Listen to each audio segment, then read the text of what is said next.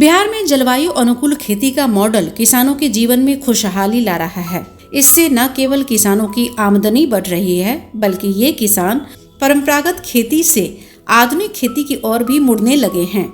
राज्य के गोपालगंज जिले में मौसम अनुकूल खेती हो रही है। कृषि विज्ञान केंद्र सिपाया गोपालगंज की देखरेख में किसान मौसम अनुकूल खेती कर अच्छी कमाई कर रहे हैं। कृषि विज्ञान केंद्र गोपालगंज के वरीय वैज्ञानिक डॉक्टर रामकृष्ण राय का कहना है कि जलवायु अनुकूल खेती आज समय की मांग है। इसके लिए वैज्ञानिकों की तरफ से किसानों को जागरूक और सहायता की जा रही है। डॉक्टर रामकृष्ण राय कृषि विज्ञान केंद्र सिपाया गोपालगंज में वरीय वैज्ञानिक सह प्रधान के पद पर कार्यरत हूँ। हमारे यहाँ एक प्रोजेक्ट चलता है जिसका नाम है जलवायु अनुकूल खेती।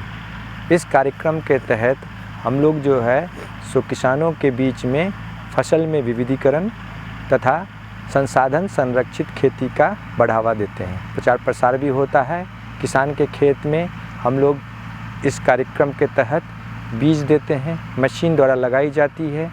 जैसे कि आप हमारे कृषि विज्ञान केंद्र के फार्म में भी देख रहे हैं, हम खुद भी इसका प्रयास करते हैं कि ताकि किसानों के बीच में व्यापक इसका प्रचार प्रसार हो। गेहूं की खेती में विशेषकर जो समय हमें पकड़ना होता है, सही समय पे बुआई करनी होती है, तो इसके लिए अगर हम संसाधन संरक्षित खेती को अपनाते हैं तो पुआल जलाने की समस्या भी नहीं होगी। हमें खेत में पुआल को नहीं जलाना है और हमें जो है गेहूं को समय पे लगा सकते हैं। इससे हमारी पैदावार भी बढ़ती है और साथ ही साथ हम संसाधनों का भी संरक्षण करते हैं। तेल भी कम खर्च लगता है, मजदूरी भी कम लगती है। फसल में विविधीकरण से जो आर्थिक जोखिम होती है उसको हम कर सकते हैं। साथ ही साथ हम क्रॉप रोटेशन कर सकते हैं। तो क्रॉप रोटेशन इसलिए महत्वपूर्ण होता है क्योंकि एक फसल के बाद जब दूसरी फसल लगातार हम लगाते हैं तो उसमें कीट व्याधि ज़्यादा होती है। तो अगर हम फसल का क्रॉप रोटेशन करेंगे तो इससे जो रोग या व्याधि की जो समस्या होगी वो कम होगी और साथ ही साथ जो मिट्टी की उर्वरता भी बरकरार रहेगी। बीच बीच में हम लोग जैसे कि मूंग को लगाएं और दलहनी फसल या फिर तिलहन को लगाएं, तो इससे हम जो है सो जैसे गेहूं है, गेहूं के मामा जिसको कहते हैं, उसकी समस्या होती है तो हम क्रॉप रोटेशन से उसको कम कर सकते हैं। तो दूसरे फसल को लगाने के बाद डाइवर्सिफिकेशन करने से हमारी आर्थिक जोखिम कम होगी और साथ ही साथ हमारा जो है उत्पादकता भी बढ़ेगा और मिट्टी की उर्वरता भी बरकरार रहेगी।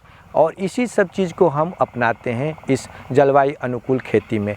प्रभेद की भी बात होती है, तो प्रभेद में जो खेती के जो एग्रो इकोलॉजिकल सिचुएशन कहते हैं, इसमें हम लोग जो है सो एग्रो इकोलॉजिकल सिचुएशन के अनुसार हम लोग जो है सो अलग अलग प्रभेद का, जैसे कि लंबी अवधि, मध्यम अवधि और अल्प अवधि के प्रभेद को लगाते हैं कि जो वस्तु स्थिति हो कृषि की, उसी के अनुसार प्रभेद का चयन करके और उसमें भी तकनीक का इस्तेमाल करके हम फसल की पैदावार तथा आर्थिक संरक्षण भी प्राप्त करते हैं। धन्यवाद।